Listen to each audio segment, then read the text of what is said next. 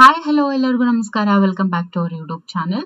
ಯಾರೆಲ್ಲ ನಮ್ಮ ವಿಡಿಯೋಸ್ ಅನ್ನ ಸಬ್ಸ್ಕ್ರೈಬ್ ಮಾಡದೆ ನೋಡ್ತಾ ಇದ್ದೀರಾ ದಯವಿಟ್ಟು ಸಬ್ಸ್ಕ್ರೈಬ್ ಮಾಡಿ. ಯಾಕೆ ಅಂದ್ರೆ ನಿಮ್ಗೆ ಅದು ತುಂಬಾ ಉಪಯುಕ್ತವಾಗಿರುವಂತಹ ವಿಡಿಯೋಸ್ ಆಗಿರುತ್ತೆ. ಓಕೆ, EVS ಗೆ ಸಂಬಂಧಪಟ್ಟಂತೆ ಇವಾಗ ಬರ್ತಾ ಇರುವಂತಹ ಸೀರೀಸ್ ಅಲ್ಲಿ ಈಗ 3rd ಸ್ಟ್ಯಾಂಡರ್ಡ್ ಕಂಪ್ಲೀಟ್ ಆಗಿದೆ.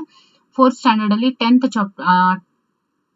ಚಾಪ್ಟರ್ಸ್ ಕಂಪ್ಲೀಟ್ ಆಗಿದೆ. ಈಗ 11th ಚಾಪ್ಟರ್ ಅನ್ನು ನಾವು ಇವಾಗ ನೋಡ್ತಾ ಇದ್ದೀವಿ. That is based on topic that is ಪ್ರಸ್ತುತ ಮತ್ತು ಹಿಂದಿನ ಕಾಲದ ದಿನನಿತ್ಯದ ಚಟುವಟಿಕೆಗಳನ್ನ ಹೋಲಿಸುವರು, ಜೊತೆಗೆ ವ್ಯವಸಾಯ ಮತ್ತು ನಿರ್ಮಾಣ ಚಟುವಟಿಕೆಗಳು, ಗೃಹ ನಿರ್ಮಾಣ, ಈ ಒಂದು ವಿಷಯಕ್ಕೆ ಸಂಬಂಧಪಟ್ಟಂತೆ ಮಕ್ಕಳಲ್ಲಿ ಒಂದು ಅರಿವನ್ನ ಮೂಡಿಸೋದು ಇದಾಗಿರುತ್ತೆ.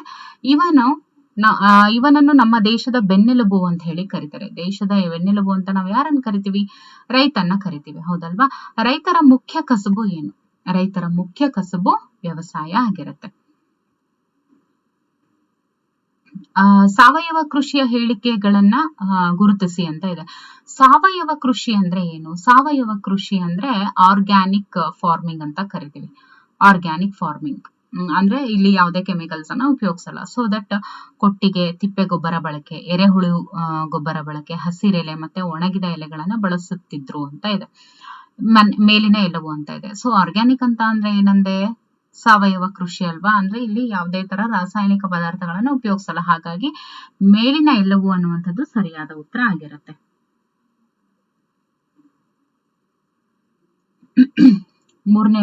ನಾಲ್ಕನೇ ಪ್ರಶ್ನೆ, ಪ್ರಸ್ತುತ ಕೃಷಿಯಲ್ಲಿ ನೇಗಿಲ ಬದಲಾಗಿ ಬಳಸ್ತಾ ಇರುವಂತಹ ಉಪಕರಣ ಯಾವುದು? ನೋಡಿ, ಕೃಷಿಯಲ್ಲಿ ನೇಗಿಲು ಬದಲಾಗಿ ಯಾವುದನ್ನು ಉಪಯೋಗಿಸ್ತಾ ಇದ್ದಾರೆ? ದಟ್ ಇಸ್ ಟ್ರಾಕ್ಟರ್ ಅನ್ನ ಉಪಯೋಗಿಸ್ತಾ ಇದ್ದಾರೆ. ಓಕೆ, ಹಿಂದಿನ ಕಾಲದಲ್ಲಿ ರೈತರು ಬಳಸ್ತಾ ಇದ್ದಂತಹ ನೀರಾವರಿ ಪದ್ಧತಿ ಯಾವುದು? ಹನಿ ನೀರಾವರಿ, ತುಂತುರು ನೀರಾವರಿ, ಏತ ನೀರಾವರಿ, ಅಣೆಕಟ್ಟಿನಿಂದ ನೀರಾವರಿ. ಓಕೆ, ಇದರಲ್ಲಿ ಯಾವ್ದಿರ್ಬೋದು? ಯಾರೆಲ್ಲ ಈ ವಿಡಿಯೋವನ್ನ ನೋಡಿರ್ತೀರಾ ನೀವು ಕಮೆಂಟ್ ಮಾಡಿ. ಓಕೆ, ನೀವು ಕಮೆಂಟ್ ಮಾಡ್ಬೇಕು. ಹಿಂದಿನ ಕಾಲದಲ್ಲಿ ರೈತರು ಬಳಸ್ತಾ ಇದ್ದಂತ ನೀರಾವರಿ ಪದ್ಧತಿ ಯಾವುದು ಅಂತ ನೀವು ಕಮೆಂಟ್ ಮಾಡಿ. ನಿಮ್ಮ ಕಮೆಂಟ್ ಅಲ್ಲಿ ನಿಮ್ಮ ಉತ್ತರ ಸರಿಯಾಗಿತ್ತು ಅಂದ್ರೆ ನಾನು ಎಸ್ ಅಂತ ಕಮೆಂಟ್ ಮಾಡ್ತೇನೆ, ಇಲ್ಲ ಅಂದ್ರೆ ಸರಿಯಾದ ಉತ್ತರ ಯಾವುದು ಅಂತ ಹೇಳಿ ಕಮೆಂಟ್ ಮಾಡ್ತೇನೆ. ಓಕೆ, ಹಿಂದಿನ ಕಾಲದಲ್ಲಿ ರೈತರು ಬಳಸ್ತಾ ಇದ್ದಂತ ನೀರಾವರಿ ಪದ್ಧತಿ ಯಾವುದು ಅಂತ ಇದೆ. ಓಕೆ, ಯಾವುದು ಅಂತ ಈ ವಿಡಿಯೋ ಯಾರೆಲ್ಲ ನೋಡ್ತಾ ಇದ್ದೀರಾ ಕಮೆಂಟ್ ಮಾಡಿ. ಗೃಹ ನಿರ್ಮಾಣಕ್ಕೆ ಬೇಕಾಗುವಂತಹ ಸಾಮಗ್ರಿಗಳು ಯಾವುದು? ಸಿಮೆಂಟ್, ಇಟ್ಟಿಗೆ, ಮರಳು, ಮೇಲಿನ ಎಲ್ಲವೂ ಬೇಕಾಗುತ್ತೆ. ಓಕೆ,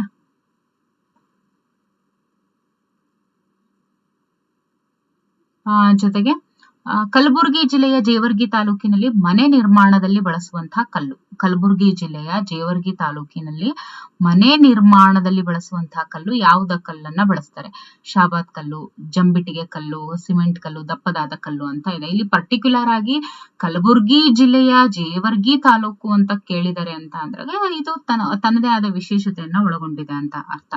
ಸೊ ಹಾಗಾಗಿ ಅಲ್ಲಿ ಶಹಬಾದ್ ಕಲ್ಲನ್ನ ಉಪಯೋಗಿಸ್ತಾರೆ. ಯಾವ ಕಲ್ಲನ್ನ?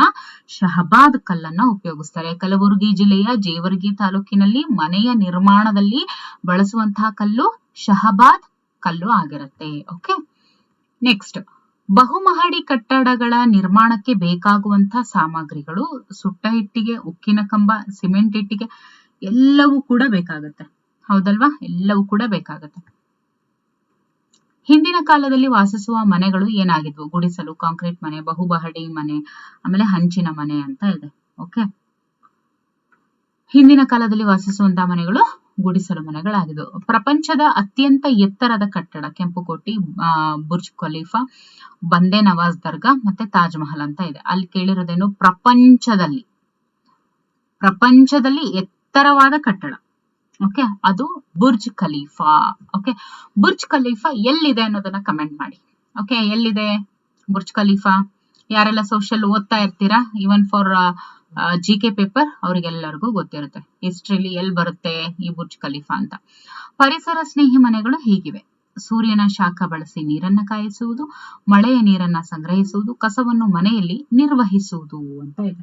ಓಕೆ, ಇದಕ್ಕೂ ಕೂಡ ನೋಡಿ, ಪರಿಸರ ಸ್ನೇಹಿ ಮನೆಗಳು ಅಂತ ಬಂದಾಗ ಅಲ್ಲಿ ಸೂರ್ಯ ಶಾಖವನ್ನ ಬಳಸಿ ನೀರನ್ನ ಕಾಯಿಸೋದು ಅಂದ್ರೆ ಏನು? ಸೋಲಾರ್ ವಾಟರ್ ಹೀಟರ್, ಸೋಲಾರ್ ಅನ್ನ ಹಾಕ್ಸುವಂಥದ್ದು. ಮಳೆಯ ನೀರನ್ನ ಸಂಗ್ರಹಿಸೋದು ಅಂದ್ರೆ ಏನು? ಟೆರೆಸ್ ಎಲ್ಲ ಕ್ಲೀನ್ ಮಾಡಿ, ಮಳೆ ಬರುವಂತಹ ಸಂದರ್ಭದಲ್ಲಿ ಟೆರೆಸ್ ನ ಕ್ಲೀನ್ ಮಾಡಿ ಅದನ್ನ ಏನ್ ಮಾಡ್ತಾರೆ? ಸಂಪ್ಗೆ ಹೋಗೋ ತರ ಅಂದ್ರೆ ಮೀನ್ಸ್ ತೊಟ್ಟಿಗೆ ಹೋಗೋ ತರ ಮಾಡ್ತಾರೆ. ಆಮೇಲೆ ಕಸವನ್ನ ಮನೆಯಲ್ಲೇ ನಿರ್ವಹಿಸುವುದು. ಕಸ ಏನಿರುತ್ತೆ ಅದನ್ನ ಗೊಬ್ಬರವಾಗಿ ಗಿಡಗಳಿಗೆ ಹಾಕುವಂಥದ್ದು, ಈ ರೀತಿ ಆರ್ಗ್ಯಾನಿಕ್ ಮ್ಯಾನ್ಯೂರ್ ಆಗಿ ಉಪಯೋಗಿಸ್ತಾರೆ. ಓಕೆ, ಸೊ ದಟ್ ಎಲ್ಲವೂ ಅನ್ನುವಂಥದ್ದು ಸರಿಯಾದ ಉತ್ತರ. ಪ್ರಸ್ತುತ ಕಾಲದಲ್ಲಿ ಗೃಹ ನಿರ್ಮಾಣದಲ್ಲಿ ಬಾಗಿಲು ಕಿಟಕಿಗಳನ್ನ ಇವುಗಳಿಂದ ಮಾಡಿದ್ದಾರೆ. ಉಕ್ಕು ಅಥವಾ ಪ್ಲಾಸ್ಟಿಕ್ ಗಳಿಂದ ಮಾಡಿದ್ದಾರೆ, ಮರದಿಂದ ಮಾಡಿದ್ದಾರೆ, ಮಣ್ಣಿನಿಂದ ಮಾಡಿದ್ದಾರೆ, ಯಾವುದು ಅಲ್ಲ ಅಂತ ಇದೆ ನೋಡಿ. ಪ್ರಸ್ತುತ ಅಂದ್ರೇನು? ಪ್ರೆಸೆಂಟ್. ಬಾಗಿಲು ಕಿಟಕಿಗಳನ್ನ ಇವುಗಳಿಂದ ಮಾಡ್ತಾ ಇದ್ದಾರೆ. ನೋಡಿ ನಿಮ್ಮ ಸುತ್ತಮುತ್ತನೇ ನೋಡಿ, ಎಷ್ಟು ಮರದ್ದಿದೆ, ಎಷ್ಟು ಉಕ್ಕು ಮತ್ತೆ ಪ್ಲಾಸ್ಟಿಕ್ ಗಳಿಂದ ಇದೆ ಅಂತ ಹೇಳಿ. ಬಹಳಷ್ಟು ಉಕ್ಕು ಮತ್ತು ಪ್ಲಾಸ್ಟಿಕ್ ಗಳಿಂದನೇ ಇರುವಂತದ್ದು. ಓಕೆ, ಇಲ್ಲಿ ನೀಡಿರುವ ಚಿತ್ರ ಯಾವ ರೀತಿಯ ಮನೆ ಆಗಿದೆ ಅಂತ ಕೇಳಿದ್ದಾರೆ. ಗುಡಿಸಲು, ಹೆಂಚಿನ ಮನೆ, ಬಹುಮಹಡಿ ಕಟ್ಟಡ, ಮಣ್ಣಿನ ಕಟ್ಟಡ. ದಟ್ ಇಸ್ ನೋಡಿದ ಕೂಡಲೇ ಹೇಳ್ತೀರಾ ಬಹುಮಹಡಿ ಕಟ್ಟಡ. ಓಕೆ, 14ನೇ ಪ್ರಶ್ನೆ, ಮನೆಗಳನ್ನ ಯಾವ ಅಂಶಗಳ ಆಧಾರದಲ್ಲಿ ನಿರ್ಮಿಸ್ತಾರೆ? ಆಯಾ ಪ್ರದೇಶದಲ್ಲಿ ದೊರಕುವ ವಸ್ತುಗಳ ಮೇಲೆ, ಅಲ್ಲಿನ ಹವಾಮಾನದ ಮೇಲೆ. ಎ ಮತ್ತು ಬಿ ಎರಡೂ ಸರಿ, ಎ ಮಾತ್ರ ಸರಿ ಅಂತ ಇದೆ. ನೋಡಿ 14ನೇ ಪ್ರಶ್ನೆ ಏನಿದೆ, ದಟ್ ಇಸ್ ಮನೆಗಳನ್ನ ಯಾವ ಅಂಶಗಳ ಆಧಾರದ ಮೇಲೆ ನಿರ್ಮಿಸ್ತಾರೆ. ನೋಡಿ, ಅಯ್ಯೋಯಪ್ಪ ಹವಾಮಾನದ ಮೇಲೆ ನಿರ್ಮಿಸ್ತಾರ, ನಾವ್ ಹಂಗ್ ಸೈಟ್ ತಗೊಂಡಿಲ್ಲ, ನಾವ್ ಹಂಗ್ ಕಟ್ಟಿಲ್ಲ ಅಂತ ಅನ್ಕೋಬಾರ್ದು. ಯಾಕೆ ಅಂದ್ರೆ ಹವಾಮಾನ ಅಂದ್ರೆ ಬರೀ ಒಂದೇ ಅಲ್ಲ, ಒಂದ್ ಪ್ರದೇಶ ಅಂತ ಅಂದ್ರೆ ಅಲ್ಲಿ ಸಿಕ್ಕಾಪಟ್ಟೆ ಮನೆಗಳಿರುತ್ತೆ. ಸೊ ಅಲ್ಲಿ ಮನೆ ಕಟ್ಕೊಳೋದಕ್ಕೆ ಆ ಪ್ರದೇಶ ಅರ್ಹ ಇದೆ ಅಂತ ಅಂದ್ರೆ ಅಲ್ಲಿ ಆಯಾ ಪ್ರದೇಶದಲ್ಲಿ ಅಂದ್ರೆ ಆ ಒಂದು ಪ್ರದೇಶದಲ್ಲಿ ಸಿಗುವಂತ ವಸ್ತುಗಳು, ಅಂದ್ರೆ ಇವಾಗ ಯಾವ್ದಕ್ಕೋಸ್ಕರ ತುಂಬಾ ದೂರ ಹೋಗ್ಬೇಕಾಗಿಲ್ಲ, ಅಂದ್ರೆ ಆ ಪ್ರದೇಶದಲ್ಲಿ ಸಿಗುವಂತ ಬೇಸಿಕ್ ನೀಡ್ಸ್ ಏನಿರುತ್ತೆ ಅದು ಸಿಗುವಂತದ್ದಿರ್ಬೇಕು. ಜೊತೆಗೆ ಅಲ್ಲಿನ ವಾತಾವರಣ, ಹವಾಮಾನ ಏನಿರುತ್ತೆ ಅದು ಅವರಿಗೆ ಒಗ್ಗುವಂತ ಇರ್ಬೇಕು. ಸೊ ಹಾಗಾಗಿ ಎ ಮತ್ತೆ ಬಿ ಏನಿದೆಯಲ್ಲ ಅವೆರಡು ಕೂಡ ಸರಿಯಾದಂತ ಉತ್ತರ. ಹಿಂದಿನ ಕಾಲದಲ್ಲಿ ವ್ಯವಸಾಯ ಉತ್ಪನ್ನಗಳ ಸಂಗ್ರಹಣೆ ಹೀಗೆ ಮಾಡ್ತಾ ಇದ್ರು. ವ್ಯವಸಾಯ ಉತ್ಪನ್ನಗಳ ಸಂಗ್ರಹಣೆ ಈ ರೀತಿ ಮಾಡ್ತಾ ಇದ್ರು. ಯಾವ ರೀತಿ ಮಾಡ್ತಾ ಇದ್ರು? ಇದನ್ನ ನಾವು ಹಿಂದಿನ ಒಂದು EVS ವಿಡಿಯೋಸ್ ಯಾರೆಲ್ಲ ನೋಡಿರ್ತೀರಾ ಅವರಿಗೆ ಗೊತ್ತಿರುತ್ತೆ. ದಟ್ ಈಸ್ ಕಣಜಗಳಲ್ಲಿ ವ್ಯವಸಾಯ ಉತ್ಪನ್ನಗಳನ್ನ ಸಂಗ್ರಹಣೆ ಮಾಡ್ತಾ ಇದ್ರು. ವ್ಯವಸಾಯ ಉತ್ಪನ್ನಗಳು ಅಂದ್ರೆ ಏನು? ಯಾವುದಲ್ಲ, ರಾಗಿ, ಗೋಧಿ, ಅಕ್ಕಿ ಅಂತ ಏನು ವ್ಯವಸಾಯ ಉತ್ಪನ್ನಗಳು ಅಂತ ಹೇಳ್ತೀವಲ್ಲ ಅವೇ ಅಗ್ರಿಕಲ್ಚರಲ್ ಪ್ರಾಡಕ್ಟ್ಸ್ ಅಂತ ಏನ್ ಕರಿತೀವಿ, ಅವುಗಳನ್ನೆಲ್ಲ ಕಣಜಗಳಲ್ಲಿ ಏನ್ ಮಾಡ್ತಾ ಇದ್ರು? ಸಂಗ್ರಹಣೆ ಮಾಡ್ತಾ ಇದ್ರು. ಓಕೆ, ಪ್ರಸ್ತುತ ವ್ಯವಸಾಯ ಚಟುವಟಿಕೆಗಳಲ್ಲಿ ಉತ್ತಮವಾಗಿರೋದಕ್ಕೆ ಕಾರಣ ಏನು? ಪ್ರಸ್ತುತ ವ್ಯವಸಾಯ ಚಟುವಟಿಕೆಗಳು ಅಂದ್ರೆ ಪ್ರಸ್ತುತವಾಗಿ ವ್ಯವಸಾಯ ಚಟುವಟಿಕೆಗಳು ಏನೆಲ್ಲ ನಡೀತಾ ಇದಾವೆ ಅವೆಲ್ಲ ತುಂಬಾ ಚೆನ್ನಾಗಿದೆ ಅಂತ ಹೇಳ್ತೀವಿ. ಕಾರಣ ಏನು? ಉತ್ತಮ ಬಿತ್ತನೆ ಬೀಜಗಳು, ಹೊಸ ನೀರಾವರಿ ಪದ್ಧತಿಗಳು, ರಾಸಾಯನಿಕ ಗೊಬ್ಬರಗಳ ಬಳಕೆ ಮತ್ತೆ ಮೇಲಿನ ಎಲ್ಲವೂ ಅಂತ ಇದೆ. ನೋಡಿ, ಉತ್ತಮ ಬಿತ್ತನೆ ಬೀಜಗಳು ಇರೋದ್ರಿಂದ ನಮಗೆ ಉತ್ತಮವಾದ ಒಂದು ಬೆಳೆ ಬರ್ತಾ ಇದೆ. ಜೊತೆಗೆ ಹೊಸ ನೀರಾವರಿ ಪದ್ಧತಿಗಳನ್ನ ಅಳವಡಿಸ್ಕೊಳ್ತಾ ಇದ್ದಾರೆ. ಜೊತೆಗೆ ರಾಸಾಯನಿಕ ಗೊಬ್ಬರಗಳನ್ನ ಬಳಸ್ತಾ ಇದಾರಲ್ಲ, ಅದರಲ್ಲೂ ಲಿಮಿಟೆಡ್ ಆಗಿ ಅಂತೂ ಬಳಸ್ತಾ ಇದ್ದಾರೆ. ಸೊ ದಟ್ ಮೇಲಿನ ಎಲ್ಲವೂ ಕೂಡ ಕಾರಣ ಆಗುತ್ತೆ. ಓಕೆ, ನೆಕ್ಸ್ಟ್ ಕ್ವೆಶನ್, ಮನೆ ನಿರ್ಮಾಣದಲ್ಲಿ ಬಳಸುತ್ತಿರುವಂತಹ ಸಾಮಗ್ರಿಗಳಲ್ಲಿ ಆಗಿರುವ ಬದಲಾವಣೆಯು ನಿನಗೆ ತಿಳಿದಿರುವಂತಹ 5 ರೀತಿಯ ಮನೆಗಳನ್ನ ಹೆಸರಿಸಿ ಅಂತ ಇದೆ. ನೋಡಿ, ಓಕೆ, ಮನೆ ನಿರ್ಮಾಣದಲ್ಲಿ ಬಳಸುತ್ತಿರುವಂತ ಸಾಮಗ್ರಿಗಳಲ್ಲಿ ಆಗಿರುವಂತ ಬದಲಾವಣೆಗಳು. ನೋಡಿ, ಮೊದ್ಲು ಬರೀ ಇಟ್ಟಿಗೆಯಿಂದ ಕಟ್ತಾ ಇದ್ರು, ಆಮೇಲೆ ಕೆಲವ್ರದ್ದು ಬರೀ ಈ ಹೆಂಚಿನ ಮನೆ ಇರ್ತಾ ಇತ್ತು, ಆಮೇಲೆ ಸಿಮೆಂಟು, ಕೆಲವರು ಮರದ ಮನೆ ಮಾತ್ರ ಕಟ್ಕೊಳ್ತಾ ಇದ್ರು, ಕೆಲವರು ಸಿಮೆಂಟು ಇಟ್ಟಿಗೆ ಬಳಸಿ ಎರಡನ್ನೂ ಕಟ್ಕೊಳ್ತಾ ಇದ್ರು.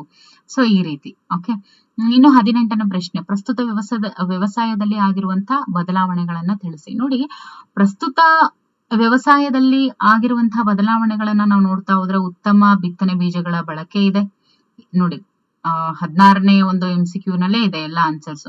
ಆಮೇಲೆ ಹೊಸ ನೀರಾವರಿ ಪದ್ಧತಿಗಳು, ರಾಸಾಯನಿಕ ಗೊಬ್ಬರಗಳ ಬಳಕೆ, ಹೊಸ ತಂತ್ರಜ್ಞಾನಗಳ ಬಳಕೆ, ನೂತನ ರೀತಿಯ ವ್ಯವಸಾಯ ಪದ್ಧತಿಗಳು, ಇವೆಲ್ಲವನ್ನು ಕೂಡ ಬಳಸ್ಕೊಳ್ತಾ ಇದ್ದಾರೆ. 19ನೇ ಪ್ರಶ್ನೆ, ಬಹುಮಹಡಿ ಕಟ್ಟಡದಿಂದ ಆಗುವ ಒಂದು ಅನುಕೂಲವನ್ನ ತಿಳಿಸಿ. ಬಹುಮಹಡಿ ಕಟ್ಟಡದಿಂದ ನಮಗೇನ್ ಅನುಕೂಲ ಅಂತ ಅಂದ್ರೆ, ಒಂದ್ರ ಮೇಲೆ ಒಂದ್ರಂತೆ ನಾವು ಕಟ್ಟಡವನ್ನ ಕಟ್ಟೋದ್ರಿಂದ ಬಹುಮಹಡಿ ಕಟ್ಟಡದಿಂದ ಆಗುವಂತ ಒಂದು ಅನಾನುಕೂಲ ತಿಳಿಸಿ ಅಂತ ಹೇಳಿದ್ದಾರೆ. ಅಂದ್ರೆ ಬಹುಮಹಡಿ ಕಟ್ಟಡ ಅಂತ ನೋಡಿದ್ರಿ, ಮೀನ್ಸ್ ಅಪಾರ್ಟ್ಮೆಂಟ್ಸ್ ತರ ಏನು ಒಂದ್ರ ಮೇಲೊಂದು ಎಲ್ಲ ಕಟ್ತಾ ಇದಾರಲ್ವಾ, ಅದ್ರ ಅನಾನುಕೂಲ ಏನು ಅಂತ ಅಂದ್ರೆ ಆ ರೀತಿ ಕಟ್ಟೋದ್ರಿಂದ ಬೆಳಕಿನ ತೊಂದರೆ ಉಂಟಾಗುತ್ತೆ. ಓಕೆ, ಆಮೇಲೆ ಮೇಲ್ಛಾವಣಿಗೆ ಹುಲ್ಲನ್ನ ಬಳಸೋದ್ರಿಂದ ಏನ್ ಅನುಕೂಲ? ಮೇಲ್ಛಾವಣಿ ಅಂದ್ರೇನು? ಮನೆಯ ಮೇಲ್ಗಡೆ ಏನಿರುತ್ತಲ್ಲ ಅಲ್ಲಿ ಹುಲ್ಲನ್ನ ಬಳಸೋದ್ರಿಂದ ಏನ್ ಅನುಕೂಲ ಅಂತ ಕೇಳಿದರೆ, ನೋಡಿ, ಮೇಲ್ಛಾವಣಿಗೆ ನಾವು ಹುಲ್ಲನ್ನ ಬಳಸೋದ್ರಿಂದ ಕಡಿಮೆ ಖರ್ಚಿನಲ್ಲಿ ಮನೆಯನ್ನ ಕಟ್ಟಬಹುದು. ಓಕೆ, ಜೊತೆಗೆ ಬೇಸಿಗೆಯಲ್ಲಿ ಮನೆ ತುಂಬಾನೇ ತಂಪಿರುತ್ತೆ ಅಲ್ಲಿ ಹುಲ್ಲನ್ನ ಹಾಕಿರೋದ್ರಿಂದ. ಬೇಸಿಗೆನಲ್ಲಿ ಮನೆ ಕೂಡ ತುಂಬಾ ತಂಪಾಗಿರುತ್ತೆ. ಓಕೆ, ನೆಕ್ಸ್ಟ್ ಚಾಪ್ಟರ್ ಬಂದು 12ನೇ ಚಾಪ್ಟರ್ ದಟ್ ಇಸ್ ಪ್ರಾಣಿ ಮತ್ತು ಸಸ್ಯಗಳ ನಡುವೆ ವೀಕ್ಷಿಸಬಹುದಾದಂತಹ ಲಕ್ಷಣಗಳನ್ನ ಹೋಲಿಸ್ತಾರೆ ಮಕ್ಕಳು. ಜೊತೆಗೆ ಅದರ ಒಂದು ವ್ಯತ್ಯಾಸವನ್ನು ಕೂಡ ಮಕ್ಕಳು ಗುರುತಿಸುವಂತಹ ಸಾಮರ್ಥ್ಯ ಈ ಒಂದು ಪಾಠದಿಂದ ತಿಳ್ಕೊತಾರೆ. ಸೊ ದಟ್ ಫಸ್ಟ್ ಕ್ವೆಶನ್ ಅನ್ನು ನೋಡೋಣ. ಇದು ಸ್ವತಃ ತನ್ನ ಆಹಾರ ತಾನೇ ತಯಾರಿಸಿಕೊಳ್ಳುತ್ತದೆ. ಯಾವುದು? ಮೀನು, ಮನುಷ್ಯ, ಪಕ್ಷಿ, ಮರ ಅಂತ ಇದೆ. ಓಕೆ, ಯಾವ್ದು ಇದಕ್ಕೆ ಉತ್ತರ? ಯಾರು ಹೇಳ್ತೀರಾ ಇದಕ್ಕೆ ಉತ್ತರನ? ಇದು ಸ್ವತಃ ತನ್ನ ಆಹಾರವನ್ನ ತಾನೇ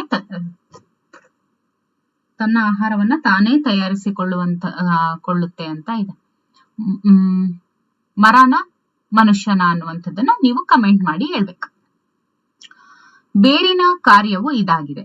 ಬೇರು ಇದೆಯಲ್ವಾ, ಅದರ ಒಂದು ಕಾರ್ಯ ಏನು? ಆಹಾರ ತಯಾರಿಕೆ, ನೀರು ಮತ್ತು ಪೋಷಕಾಂಶ ಹೀರುವಿಕೆ, ಇಂಗಾಲದ ಡೈಆಕ್ಸೈಡ್ ಬಿಡುಗಡೆ, ಆಮ್ಲಜನಕ ಉತ್ಪಾದನೆ. ಬೇರಿನ ಕಾರ್ಯ ಏನು? ಬೇರು ಪ್ರತಿಯೊಂದು ಸಸ್ಯ ಆಗಿರ್ಬೋದು, ಮರ ಆಗಿರ್ಬೋದು,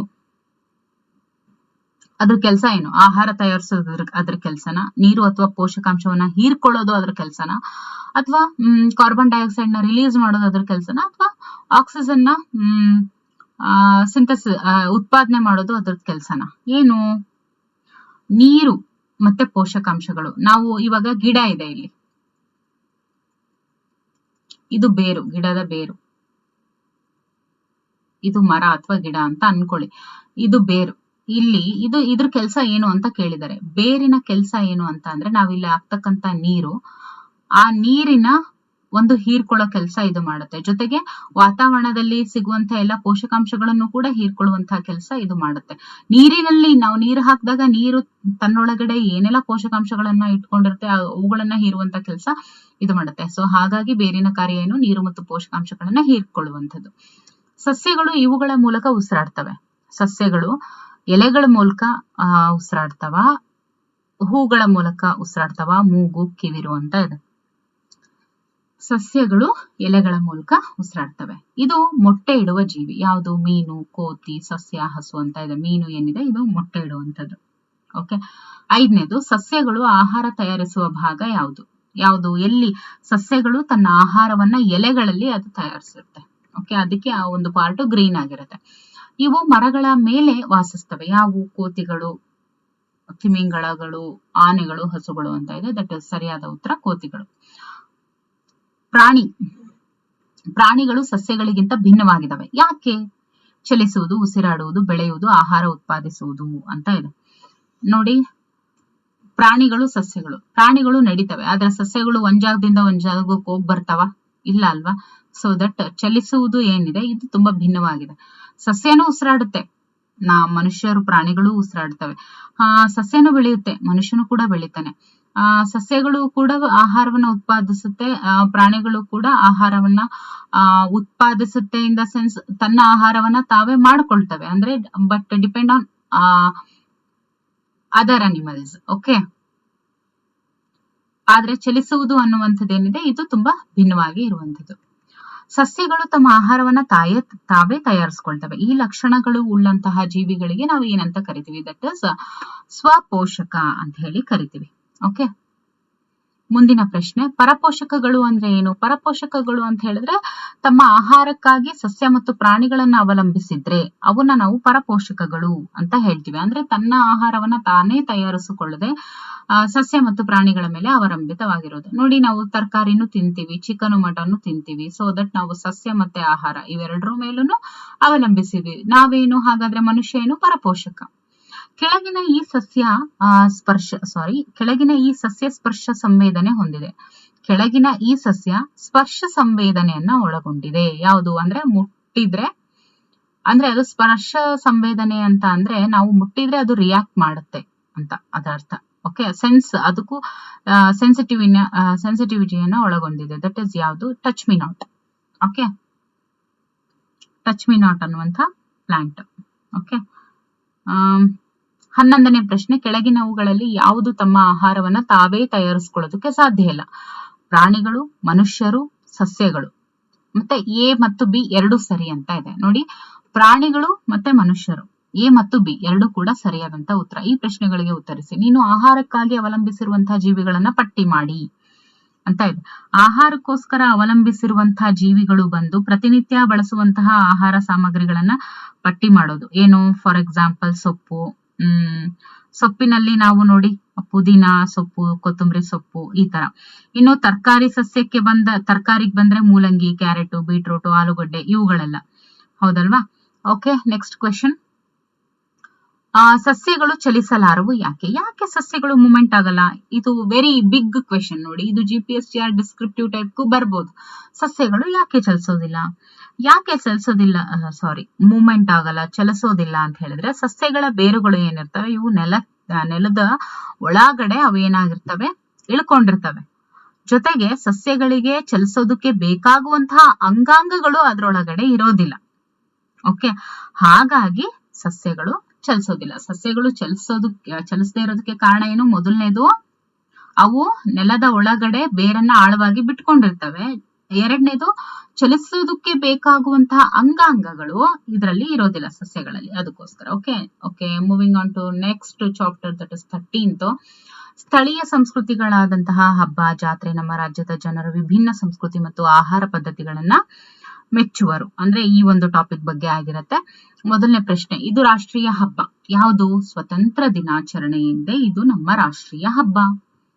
ಭಾರತದ ನಿರ್ದಿಷ್ಟ ಪ್ರದೇಶಗಳಲ್ಲಿ ಆಚರಿಸುವಂತಹ ಹಬ್ಬಗಳನ್ನ, ಅಂದ್ರೆ ಪರ್ಟಿಕ್ಯುಲರ್ ಪ್ರದೇಶ, ಭಾರತದ ನಿರ್ದಿಷ್ಟ ಪ್ರದೇಶಗಳಲ್ಲಿ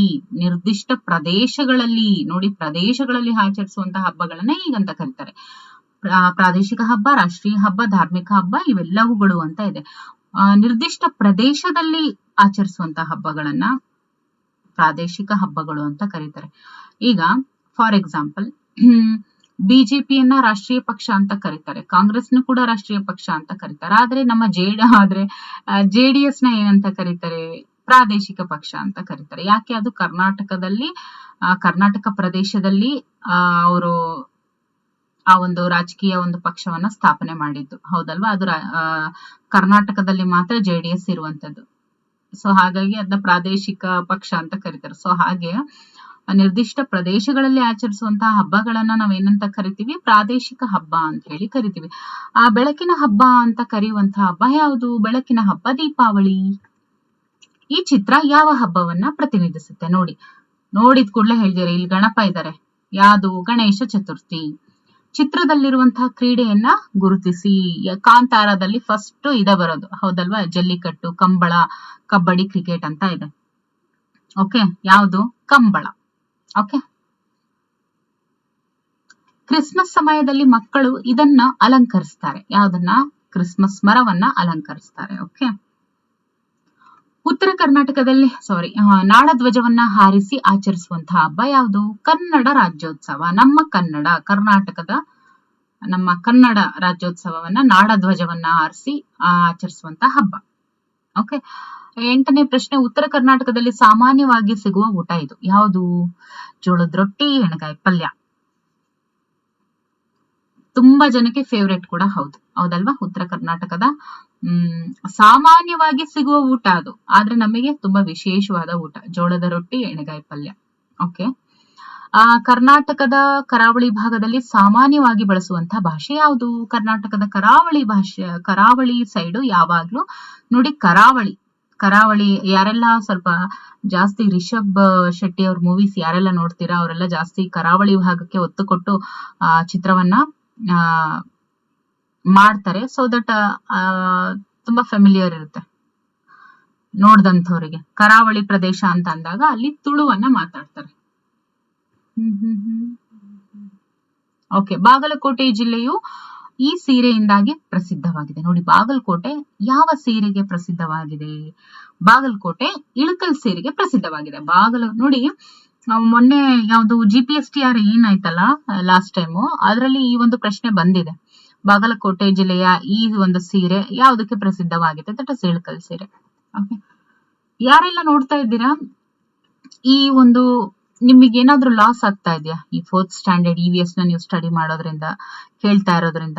ಎಂತೆಂತ GK ಕ್ವೆಶನ್ಸ್ ಇದ್ರಲ್ಲಿ ಬರ್ತಾ ಇದೆ ನೋಡಿ. ಓಕೆ. ನಮ್ಮ ರಾಜ್ಯದ ಜನರ ವಿವಿಧ ಸಂಸ್ಕೃತಿ ಮತ್ತು ಆಹಾರ ಪದ್ಧತಿಗಳನ್ನ ಮೆಚ್ಚುವರು ಅಂತ ಏನಿದೆಯಲ್ಲ, ಇದು ಈ ಒಂದು ಪಾಠದ ಕಲಿಕಾ ಫಲ ಆಗಿರುತ್ತೆ. ಇದು 14th ಚಾಪ್ಟರ್ ಆಗಿರುತ್ತೆ. ಇಲ್ಲಿಗೆ ಒಂದು 4th ಸ್ಟ್ಯಾಂಡರ್ಡ್ ಚಾಪ್ಟರ್ ಏನಿದೆಯಲ್ಲ ಇದು ಕಂಪ್ಲೀಟ್ ಆಗುತ್ತೆ. ಎಲ್ಲಾ ಚಾಪ್ಟರ್ಸ್ ಏನಿರುತ್ತೆ ಅದು ಕಂಪ್ಲೀಟ್ ಆಗುತ್ತೆ. ಓಕೆ. ಜೋಳದ ರೊಟ್ಟಿಯನ್ನ ಹೆಚ್ಚು ಬಳಸುವ ಕರ್ನಾಟಕದ ಭಾಗ ಯಾವುದು? ಜೋಳದ ರೊಟ್ಟಿಯನ್ನ ಹೆಚ್ಚು ಬಳಸುವಂತ ಭಾಗ ಕರ್ನಾಟಕದ ಕರಾವಳಿ, ದಕ್ಷಿಣ ಕರ್ನಾಟಕ, ಬೆಂಗಳೂರು ಸುತ್ತಮುತ್ತ. ಯಾವುದು? ಉತ್ತರ ಕರ್ನಾಟಕದ ಮಂದಿ ಬಹಳ ಬಳಸ್ತಾರೆ ಜೋಳದ ರೊಟ್ಟಿ. ಓಕೆ. ಜೊತೆಗೆ ಕಡಲ ತಿನಿಸುಗಳಿಗೆ ಪ್ರಾಮುಖ್ಯತೆ ನೀಡುವ ಪ್ರದೇಶ. ಕಡಲ ತಿನಿಸುಗಳು ಅಂದ್ರೆ ಏನು ನೋಡಿ? ಕಡಲ ತಿನಿಸುಗಳು ಅಂತ ಅಂದ್ರೆ ಮೀನುಗಳು. ಓಕೆ. ಕಡಲ ತೀರದ ತಿನಿಸುಗಳು, ಇವುಗಳಿಗೆ ಪ್ರಾಮುಖ್ಯತೆಯನ್ನ ನೀಡುವಂತ ಪ್ರದೇಶ ಯಾವುದು ಅಂತ ಹೇಳಿದ್ರೆ ಮಂಗಳೂರು, ಉಡುಪಿ. ಈ ಕಡೆ ಸೈಡ್ ಎಲ್ಲ ಬರೀ ಫಿಶ್ ಐಟಮ್ಸ್ ಜಾಸ್ತಿ ಸಿಗುತ್ತೆ. ಆಮೇಲೆ ಒಟ್ಟು ಸಮುದ್ರದಲ್ಲಿ ಸಿಗುವಂತಹ ತಿನಿಸುಗಳು, ಕಡಲ ತಿನಿಸುಗಳು ಅಂದ್ರೆ ಸಮುದ್ರದಲ್ಲಿ ಏನು ಸಿಗುತ್ತಲ್ವಾ ಆ ಒಂದು ತಿನಿಸುಗಳು ಅಂತ ಹೇಳ್ಬೋದು. ಅವು ಜಾಸ್ತಿ ಮಂಗಳೂರು ಮತ್ತೆ ಉಡುಪಿ ಸೈಡ್. ಶಿರಾ ಎಂದು ಈ ತಿನಿಸಿಗೆ ಕರೆಯಲಾಗುತ್ತೆ. ನಮ್ ಕಡೆ ಶಿರಾ ಅಂದ್ರೆ ಕೇಸರಿಬಾತ್ ಅನ್ಕೋತೀವಿ ಅಂತ ಸಾಂಗ್ ಇದೆ, ಹೌದಲ್ವಾ? ಸೊ ದಟ್ ಶಿರಾ ಅನ್ನುವಂಥದ್ದು ಈ ತಿನಿಸಿಗೆ ಕರೆಯಲಾಗುತ್ತೆ. ಯಾವುದು? ಕೇಸರಿಬಾತ್.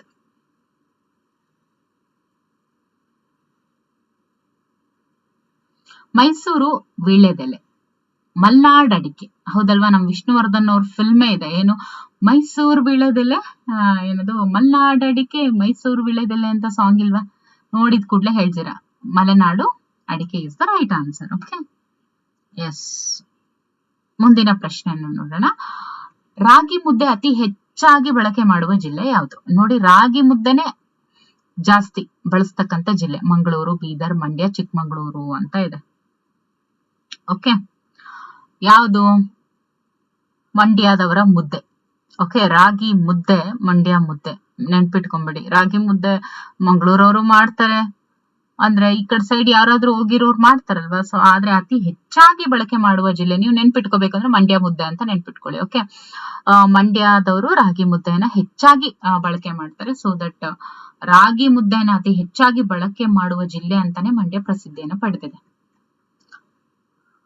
ಕರ್ನಾಟಕದ ವಿಶೇಷ ನೃತ್ಯವಾದಂತಹ ಯಕ್ಷಗಾನ ಆಚರಣೆಯಲ್ಲಿರುವ ಜಿಲ್ಲೆ ಯಾವುದು?